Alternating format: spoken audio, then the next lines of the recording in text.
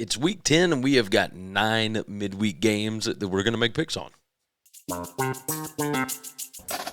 Welcome in. Winning Cures Everything. It's a college football podcast. I'm your host, Gary Seegers, at Gary WCE on all the different socials. Most active on X if you would like to reach out, of course. And if you want to do it the old school way, Gary at winningcureseverything.com still works. So hit me up over there. Of course, you should know by now, if you want all of these fun stat sheets and whatnot that we're about to go over, you can get them over at buymeacoffee.com/winningcures. And we got a lot of other fun stuff over there. We've got a hypothetical matchup comparison tool, etc. So go and check those out. But let's not waste a bunch of time. Let's dive into it. We start on Tuesday night, 7 p.m. Central Time, God's time zone on ESPN2. James Madison is headed over to Texas State. James Madison currently a 6.5-point favorite on the road, total of 58.5. Texas State has lost 3 straight here, and James Madison, of course, coming off of an absolute dog beating of Old Dominion. I mean, just destroyed them. Both teams outside of the top 110 as far as current strength of schedule, but James Madison looking a whole lot better just overall. And the best way that you can tell this is, of course, the 5 factors rank. There was an old football study hall. I've had people ask me about this. Old football study hall article that Bill Connolly, who's now at ESPN, wrote that talks about the 5 things in a football game that are most likely to determine whether or not you're going to win the game or not. As far as that is concerned, James Madison is number 32. Texas State is number 81. So all of these fancy offensive numbers for Texas State do look good. It doesn't necessarily equate to winning football. Just something to consider. My stats projected spread has got James Madison favored by 6.6. Power rating, James Madison by 6.4. Last 4 weeks, I've got James Madison by 5.66. Now, I do have a projected first half, so I'm starting to go through and try and get some stats on first half numbers. Last week was the first week. Did pretty good. Of course, you can do that at buymeacoffee.com/winningcures. I'll put those out every week. Those lines typically come out middle of the week somewhere. So, we're looking at a score of 28.5 to, we'll say 21.5-ish, somewhere around there. But 6.6 is about equal. James Madison's defense is number 17 in the country in PPA per drive. Texas State's offense is number 16 in PPA per drive.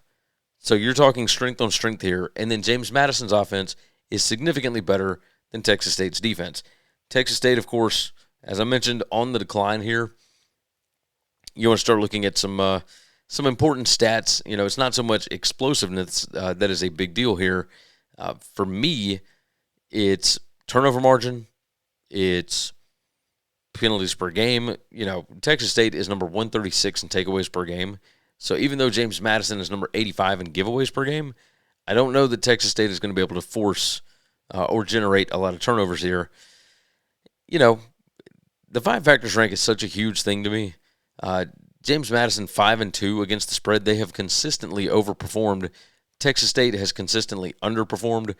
I think looking at those, I'm going to make this easy. I'm going to go James Madison to cover on the road, even coming off of a huge win. Texas State is in a huge slide right now. I'll take James Madison minus 6.5 on the road. Game number 2, 7 p.m. Central Time. Of course, on ESPNU this time, UTEP is going to Kennesaw State, and Kennesaw is absolutely rolling. They have won 5 straight games. UTEP, they got their first win after 4 straight losses, but it was against Sam Houston. So maybe with a grain of salt there, take that one. Kennesaw favored by 9.5 here at home, total of 50.5. Again, Kennesaw State has just been absolutely rolling, especially in the first half. They have looked really, really good. If you look at their first half point margin, they are number 37, and UTEP is number 120 in the first half. So there's big gap there as far as how teams come out of the gate. Something to watch for sure. Turnover margin, both are outside the top 95. Penalties per game, Kennesaw actually worse. UTEP number 43 in penalties per game. This UTEP offense has been awful. number 134 in the country in PPA per drive. That's predicted points added. You start looking at when they've got the ball, they are number 111 in yards per pass attempt. They are number 119 in passing success rate. Rushing, they are number 109 in yards per rush. They're number 133 in rushing success rate. It's not that Kennesaw is good on defense. They're perfectly mediocre, if not below average, especially against the pass. But this UTEP team can't really throw the football. They try to. Over 58% of the time, they throw it, but they're not great at it. So Kennesaw, I think, is going to have more success. This UTEP defense is pretty good. Number 30 in defensive success rate, number 63 against the pass, number 21 against the rush. Kennesaw certainly better at throwing the football. They're number 38 in QBR. UTEP number 69 in QBR allowed. Number 32 in yards allowed, or yards per pass attempt for Kennesaw. Number 71 yards allowed for UTEP. And when you start getting into passing success rate and passing explosiveness, etc., Kennesaw has an advantage here. This Kennesaw team is rolling right now. Based on the last 4 weeks, I would have Kennesaw favored by 15 points. My power rating has Kennesaw by 10. And my stats predicted number is right on the number. 9.52. Again, they are favored, or maybe I didn't say this yet. The number right now is Kennesaw minus 9.5 with a total of 50.5. Typically, these weeknight games, if I'm not mistaken, the weeknight games, I think the dog is covering at like a 70% clip, but there are some favorites. Obviously, 30% of them are favorites covering. I'm going with the favorite again on Tuesday night. At home, Kennesaw is absolutely rolling. Does the success get to their heads? Maybe, but I don't think it's this week because I don't think UTEP is a very good football team. I will roll with the Owls. Give me Kennesaw State minus 9.5. Are you tired of sore knees or joints slowing you down? Go Sleeves uses built-in kinesiology tape technology to give you support, reduce pain, and help you recover faster. Use code WCE for 15% off over at GoSleeves.com. If you haven't already, subscribe to the channel, like the video, of course, and jump in the comments. I want to know your picks on these games as well. Let's get to game number 3. Wednesday night, 6:30 p.m. Central Time, of course, God's time zone. ESPN2, Jacksonville State travels to Middle Tennessee. Jacksonville State currently favored by 6 points, total of 54.5. Middle Tennessee has lost 4 straight, but they were all close. They have been right there in every one of them. Jacksonville State, their only win on the road was by 2 at Sam Houston. They have lost their other 3 road games, so they have not played all that well on the road. Looking at these two teams, Middle Tennessee number 121 in 5 factors rank. That's pretty wild. Jacksonville State is number 85. Jacksonville State on offense is really good, especially against the run. Not against the run, especially running the ball. Middle Tennessee, that is their strength on defense. They can't throw it. This is not making sense. Middle Tennessee's defense cannot stop the pass. Jacksonville State cannot throw it. Jacksonville State runs the ball over 65% of the time. Teams are running the ball over 55% of the time against Middle Tennessee, but Middle Tennessee is pretty good against the run. It certainly, I would think, good enough to slow down Jacksonville State at least a little bit. Jack State, number 36 in rushing success rate. Middle Tennessee is number 44 in rushing success allowed. Number 49 in yards allowed per rush. Jacksonville State is number 13 in yards per rush, so that's something to watch for. But Middle Tennessee, number 23 in stuff rate. Jacksonville State, 65th in stuff rate allowed. You start looking at roster strength. Jacksonville State, when it comes to just pure talent, size, athletic ability, etc., this is a really even matchup. Middle Tennessee actually a little bit more talented overall than Jacksonville State. Not to mention the fact that they get this one at home. Middle Tennessee right now is 1-6. They are looking for a win. Jacksonville State is good, they're 4-3. They've got some good wins on the resume so far, but number 127 current strength of schedule compared to Middle Tennessee, number 129. Middle Tennessee's offense overall has not been very good, But you start looking at these power rating numbers. I've got Jacksonville State minus 4.5. Stats projected spread, I've got Jacksonville State minus 4.32. My last 4 weeks, I've got Middle Tennessee favored by 0.1 points. So this is a pretty even matchup. 6 points feels a little crazy. I'm going to go with Middle Tennessee. I think they can win the game outright, so I will certainly take 6 points. Give me Middle Tennessee plus 6. Also on Wednesday night, 7 p.m. Central on CBS Sports Network, FIU travels to Missouri State. This one, 7 p.m. on CBS Sports Network. Missouri State favored by 3.5 right now. There's a 4 at a couple of books, total of 51 on this. FIU, their Western Kentucky game is, after last week, the loss by 3 touchdowns to Kennesaw. And what they've done before that Western Kentucky game just makes no sense. But that's the thing. You kind of know it's in there. So you don't want to go crazy with it, right? Missouri State 3-1 straight up in their last 4. They have won 2 straight, and they're starting to look pretty good. They're number 52 in current strength of schedule. Let's go on and just talk about numbers. They're favored by 3.5. My stats projected spread has them by 3.25. My power rating has Missouri State by 3.6. And my last 4 weeks numbers have Missouri State favored by 4.15. Now, that does include that Western Kentucky game for FIU. If you take that one out, Missouri State would be more favored by 6.5 or 7 based on the last 4 weeks. The offense is not great for Missouri State. The defense certainly not good. FIU's defense is better, actually. So when you start looking at this offense for FIU, they can run the ball. They're really good at it. Number 25 in yards per rush. Missouri State is number 120 in yards allowed per rush.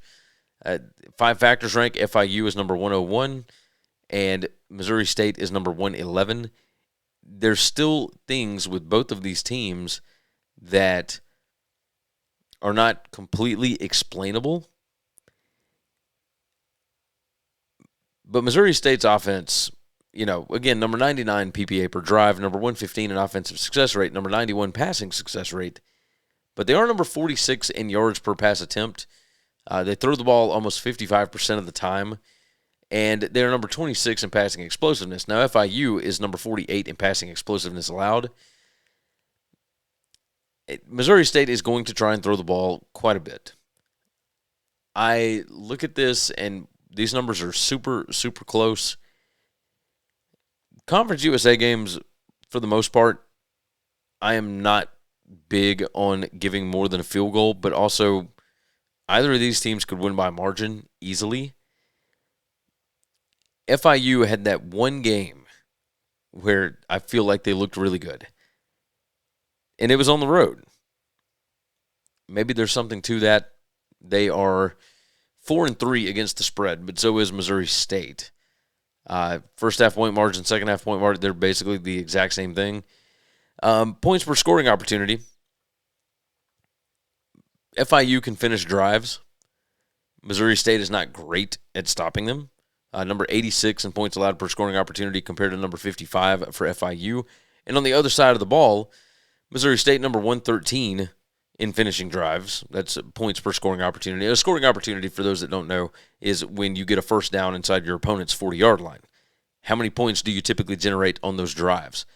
Well, Missouri State is number 113 in points per scoring opportunity. FIU's defense is number 35. So you start looking at defensive red zone conversion percentage, they're number 25. They may give up a lot of appearances, but they don't let teams score touchdowns. They're number 16 in defensive red zone touchdown rate. I think they could loom large here. So if we start talking about field goals and whatnot, both of these teams outside of the top 115 in special teams efficiency, I'm going to go with the road team here. Don't feel great about it, but if it's over a field goal, that's the direction I'm going to go. And the best number I can get right now is a 4. So I will go against the money currently, and I will take FIU plus 4 at Missouri State. Are you looking to catch your favorite team or concert live? Ticket Smarter makes buying tickets safe and simple. And with our promo codes, you save big. Use WCE10 for $10 off an order of $100 or more, or WCE20 for $20 off $300 or more. Grab your tickets now at TicketSmarter. Again, you guys know what to do. Like the video, subscribe to the channel, and of course, buymeacoffee.com/winningcures, or the easy domain if you just want to type it in, bettingcfb.com. On to Thursday, and we've got Sunbelt action here. Coastal Carolina hosting Marshall, and Marshall a 4-point road favorite right now, total of 54.5. This one 6:30 p.m. Central Time on ESPN2. Marshall quarterback Carlos Del Rio Wilson, he was at Syracuse, and he has been awesome as of late. Marshall has won 4 of 5. They have put up at least 38 points in each of those, and more than 40 in the last 4 games. Coastal has won 2 straight over ULM and App State, and they put on an offensive clinic against App State, put up a lot of points there. But overall on the season, still not very good. Marshall, much more difficult strength of schedule, number 71. Coastal, number 99 in their strength of schedule. I've got Marshall at this point power rated number 76, Coastal number 114. So just looking at overall numbers, I currently have Marshall favored by 4.4. I have, and that's in power rating. Projected stats spread, I've got Marshall by 3.74. Very interesting stuff. Marshall, certainly better as far as the 5 factors are concerned. Number 46 compared to number 112 for Coastal. First half point margin, Marshall better there, number 79 compared to number 128 for Coastal. When Coastal loses, I mean, they lose big. They get whipped. Points per game margin, they are number 120 at minus 9.3. But they are 3-4 against the spread, and Marshall 5-2 against the number so far this year. So when you look at this, the Marshall defense not good at stopping the pass. Well, Coastal passes it less than 44% of the time. They're number 102 in the country in pass rate, so I don't think we'll have to worry about that too much. Coastal wants to run it. Marshall is pretty good at defending the run. I mean, easy enough. The defense that Shannon Morrison is putting together here, and it's Tony Gibson. You had to expect that he was going to do something good on defense. So, looking at this Marshall offense, number 32 in QBR, number 46 in yards per pass attempt. They're not great as far as passing success rate, number 112, but they are number 7 in passing explosiveness compared to number 83 on defense for Coastal Carolina. Marshall, this one being at Coastal, typically I would kind of lean that way. And looking at the last 4 weeks of numbers, I would have Coastal favored by 1.34. I'm going to go against the number here. I'm going to trust my power rating. Marshall has been good consistently for a while. Coastal, we've had 2 good games. What does that mean after they got a big win over App State? Because that's somewhat of a rivalry game for Coastal Carolina. What exactly does the Marshall game mean to them? They're at home. I'm kind of curious. One good performance does not make me just jump on the bandwagon. So I'm going to stick with the favorite here. Give me the Thundering Herd at -4. 6:30 p.m. Central Time, God's time zone on ESPN. Tulane and UTSA also on Thursday night. Tulane currently favored by 3.5 points on the road, a total of 55.5. Tulane comebacks against East Carolina and Army the last 2 weeks. Both of those were at home. Now they're back on the road. They've had some less than stellar road appearances thus far this season. Obviously, the Ole Miss game being the worst, but Ole Miss is a top 5-ish team. So maybe we won't count that one against them, but almost losing at South Alabama. The Tulsa game was a little different, but you get the point. So now, headed back on the road, UTSA has lost 2 of the last 3. So let's look at some of these numbers. Again, Tulane favored by 3.5. My stats projected spread has got Tulane by 3.24. Power rating, I've got Tulane by 4.7. The last 4 weeks, I've got Tulane by 6. So that is certainly interesting. Strength of record, strength of schedule, all that. This Tulane team is 6-1 straight up. They are 4-3 against the spread. In the 5 factors rank, they are so much better. It's just not even close. Line of scrimmage is huge here, and Tulane has a significant advantage. UTSA kind of bullied Rice. They were able to open up the offense and really put a bunch of points on the board. Last week against North Texas, that did not happen. Their defense could not hold up. They did not have the players to be able to deal with that. Tulane on offense, number 70 in points per scoring opportunity, which is not great. It's pedestrian at best. UTSA is number 134 in points per scoring opportunity. Their defense is atrocious when it comes to that. They're number 130 in defensive red zone conversion percentage, number 100 in red zone touchdown rate. The defense gives up 31 points per game. That's not good. They're number 82 in PPA allowed per drive, number 93 per play.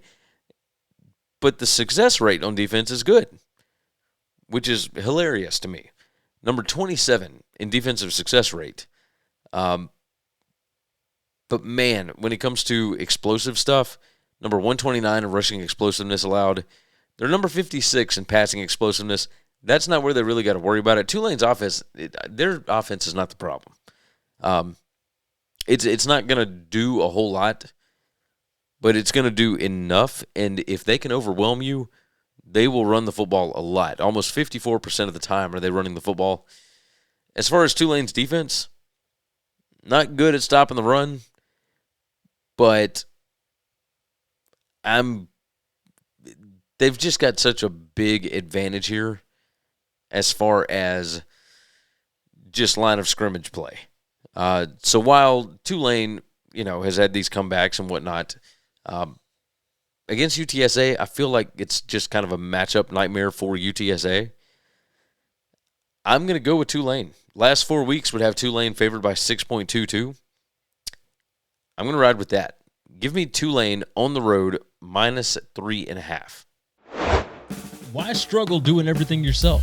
On Fiverr, you can hire professionals for just about anything. Marketing, editing, design, and more. Save time, get it done right. Click the link in the description to get started. Stop guessing and start winning. Stochastic provides advanced data and strategies for DFS players and bettors, built by pros who know how to find edges. Click the link in the description and sign up today. Don't forget to subscribe to the channel. There's still more than half of you guys that are watching that have not subscribed, so hit that subscribe button for me. And, of course, like the video, jump in the comments, and give me your picks for the week. And don't forget to check out buymeacoffee.com/winningcures. We move to Friday with another AAC game. Memphis heads to Rice after a massive, massive win. Memphis beat South Florida in an upset fashion because nobody thought that the quarterback was going to play, Vernon Lewis, but he played and he looked good, especially in that fourth quarter. Memphis has got Tulane next Friday. Probably should have brought that up for the Tulane bit as well. Memphis favored by 14 or 14.5, depending on the book, whichever one you get. And the total is anywhere from 49 up to 50.5. Rice just beat UConn on Saturday, 37-34. They had lost 3 straight before that. The numbers had gotten pretty bad, but they put up 37 points. I mean, it was pretty wild because UConn was good up until that point. And they were favored by 10 going into the game. Rice was at home. Now it's a short week, triple option offense for Memphis to have to deal with after playing USF in a top 25 game. And next week they got Tulane at home. And the AAC is just kind of wide open. Strength of schedule for both of these teams is outside the top 120. Memphis strength of record, at ESPN is number 17. Rice number 116. You start diving into, Memphis 7-1 against the spread this year. Rice is 3-4 against that number. Memphis has an advantage pretty much everywhere. They're number 71 in overall talent rank. Rice is number 119. But there is something about the way that Rice plays that could maybe throw Memphis off a little bit. Memphis is number 94 in pace of play. Rice is number 111. So Memphis is already kind of used to going slow. Are they good enough on defense to be able to slow down Rice? And I think so. Rice they run the ball over 72% of the time.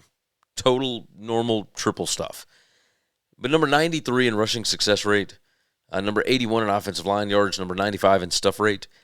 Memphis' defense is 33 in rushing success allowed, number 26 in offensive line yards allowed, number 12 in stuff rate. Their defense is fantastic against the run. So looking at the power rating, I've got Memphis by 14.8. Stats projected spread, I've got Memphis by 15.82. Last 4 weeks, it's got Memphis by 4.52. Now, that does include the UAB game, which was a significant loss, but they didn't have Brendan Lewis, the quarterback, for the majority of that game. And truth be told, penalties and whatnot towards the end of that game cost them big. I thought they scored, to be completely honest, and they probably would have won that thing in overtime. But regardless, they lost that game at UAB. It put a damper on the last 4 weeks' numbers, and that's the way it goes. But just massive, massive win over USF last week. This is a sandwich spot of all sandwich spots. The Memphis offense should be able to do kind of whatever they want to, but Rice is just good enough. Number 29 in rushing success allowed. Number 17 in standard downs PPA allowed.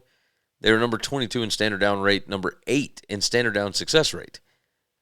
So they can make Memphis get behind the chains. And if they do that, then I think this Rice defense can hold up pretty well. Memphis' defense, also pretty good in all of these things. Number 56 in standard down success allowed. Rice is number 90. Rice also, if they get behind the sticks, they're going to be in a lot of trouble as well. So this could be a fast-playing game because of the pace of play, both of them outside the top 90. If it's going to be fast and whatnot, I don't look for Memphis to try and win by margin here. Even though my numbers say, like my full season numbers, say that Memphis should be favored by actually more than 14 or 14.5. The best number I can get is Rice at plus 14.5. I'll take the Owls. I do still think Memphis wins, but celebrating a big win last week, look-ahead spot to Tulane. We saw them in a look-ahead spot against UAB. They were favored by more than 3 touchdowns and lost the game outright. You never really know with this stuff. So I'll take Rice plus 14.5. Also on Friday on ESPN, 6:30 p.m. Central Time, God's time zone, North Carolina travels up to Syracuse. Syracuse currently favored by 1.5 to 2.5, depending on the book. Total of 46.5 on this. North Carolina, 4 straight losses, the last 2 in absolute heartbreaking fashion. I'm talking heartbreaking. Syracuse has also lost 4 straight, and they are just getting demolished in these games. Final score at least being sizable margin here. And if you look at points per game margin, number 106, they are number 116 in defensive points allowed per game. 31.3 points per game allowed for the Syracuse defense. North Carolina's defense, number 63. The North Carolina offense has not been very good, but that defense is keeping them in it. So I think they have, if I'm not mistaken, North Carolina has kind of simplified the playbook, it seems, and these players seem to be thriving in this defense now, certainly against the run. That's not going to help a whole lot against Syracuse, although they are running it more than they were to start the season. But yeah, this Syracuse offense, it's just been a different deal, right?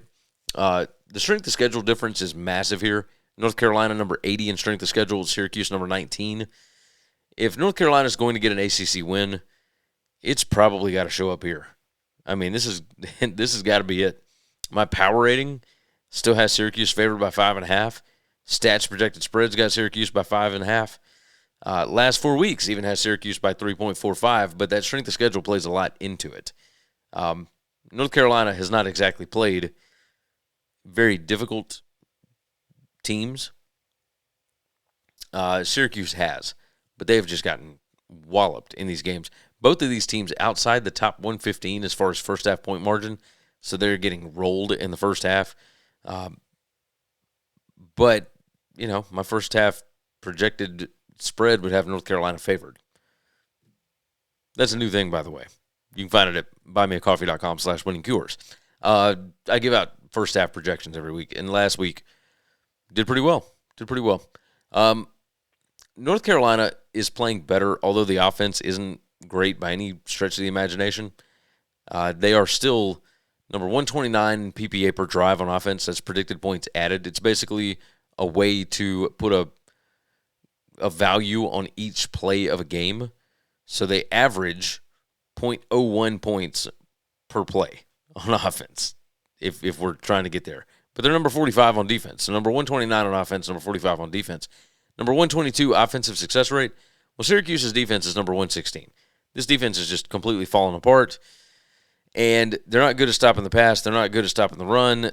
They're not very good at anything. Both of these teams are just atrocious. But North Carolina, at least number 24 in penalties per game. Number 111 in turnover margin. Syracuse, number 123 in turnover margin. Number 68 in penalties per game. You're looking at 5 factors ranked. Syracuse is number 83. North Carolina, number 92. But these are two teams that appear to be headed in completely different directions. Like I said, if North Carolina was going to get an ACC win, it needs to be now. This team has not quit yet. They are still fighting. They are still right there. Probably should have won the Virginia game. Really feel like they should have won that Cal game. That fumble through the end zone or something.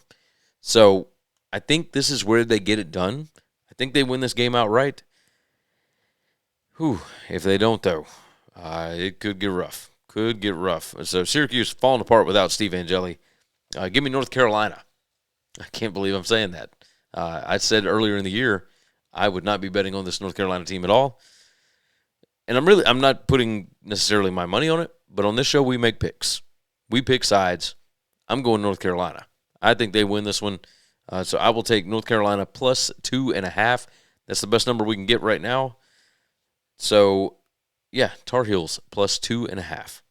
Last game in the midweek, and we've got Sam Houston going to Louisiana Tech. This one's 7 p.m. Central Time on CBS Sports Network. Louisiana Tech favored by 16.5. Let's switch the game over. Louisiana Tech favored by 16.5, total of 49.5 to 50.5, depending on the book. Sam Houston has lost all 4 of their road games by at least 17 points. And Louisiana Tech, 2 straight losses after they started 4-1. Looking at the schedule, they really probably need this one to make a bowl game.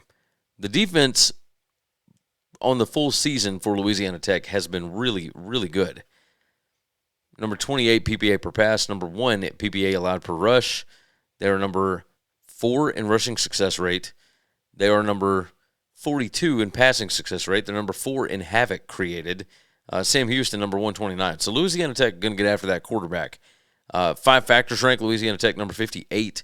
Sam Houston, number 134. Sam Houston is in the running for the worst team in all of college football. They are bad. Louisiana Tech, number 19 in turnover margin. That's an issue. They're number 11 in takeaways per game. Sam Houston is number 85 in giveaways per game, so I would imagine that Louisiana Tech probably gets a couple of turnovers here. My last 4 weeks, we only have Louisiana Tech favored by 4 for some reason. I don't fully understand why my calculations like what Sam Houston has done lately. So I'll have to go back through some of those games and see what's up. But for the full season, my power rating has Louisiana Tech by 15.8. My stats projected spread has Louisiana Tech by 16.79, so it's right on the number. I cannot get it. Sam Houston got close against Jacksonville State a couple of weeks ago. That was a home game for them. Jacksonville State does not play well on the road. Louisiana Tech being at home, I think they kind of let this one, they take advantage of this one quickly. The defense for Sam Houston is not very good either. So Sonny Cumbie's offense for Louisiana Tech probably going to have some success here. They are pretty explosive in the passing game. Well, Sam Houston's number 135 in passing explosiveness allowed. I think we'll see some big plays. I don't know that Sam Houston's going to do very much against this Louisiana Tech defense. Yeah, it's a big number. I get it. But the only way I can go is Louisiana Tech minus 16.5. That is going to wrap things up for the midweek show. Go on and get this one out on Monday. You know how it works. You guys already know what to do. You should subscribe to the channel, like the video, of course, jump in the comments, and put your picks in. Do your thing. My voice is just about gone. Excuse me. I officiated a wedding, and then the reception went long, and I stayed out longer than any man my age probably should. So I'm struggling, but we're here. We got the numbers ready. We'll have everything out on buymeacoffee.com/winningcures very, very soon. So go ahead and make sure that you are subscribed over there. Recap of this week's picks. James Madison -6.5, Kennesaw -9.5, Middle Tennessee +6, FIU +4, Marshall -4, Tulane -3.5, Rice +14.5, North Carolina +2.5, Louisiana Tech -16.5. 10 biggest games coming out tomorrow. Wednesday we'll have 15 to 20 more games, however many I look at and think people might be interested in. And we'll break down some more stuff. So don't forget about 3 Dog Thursday as well. TJ and company doing a fantastic job this year. They are capping games really, really well. So go ahead and check that one out. And you can do all that by subscribing. It's free to subscribe to the YouTube. So go ahead and do that for me if you would so kindly. With that said, take care of yourself. Take care of each other. God bless college football, and hopefully all of your tickets cash this week. Thanks for listening to Winning Cures Everything. Subscribe, leave a review or comment, follow @GaryWCE on X, and check out the web store,